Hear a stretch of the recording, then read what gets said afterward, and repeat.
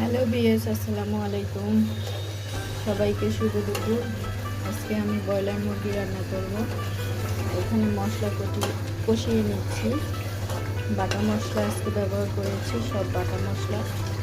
আর এখানে আমি ডাটা আর আলু চিংড়ি মাছ দিয়ে রান্না করছি।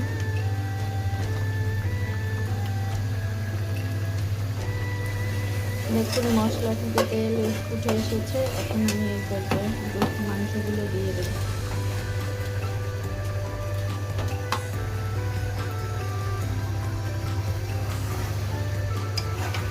নেড়ে নিচ্ছি।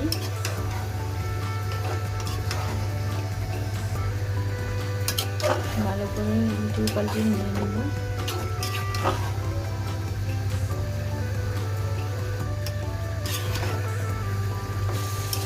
ব্রয়লার মাংসটা আমার কষানো হয়ে গিয়েছে। দেখুন কি সুন্দর কালার এসেছে তরকারি। এখন পানি দিয়ে দেবো, অল্প পানি দেব, যেহেতু ব্রয়লার মুরগি রান্না করতে বেশি সময় লাগে না। আরও কষানো হয়েছে ভালো করে।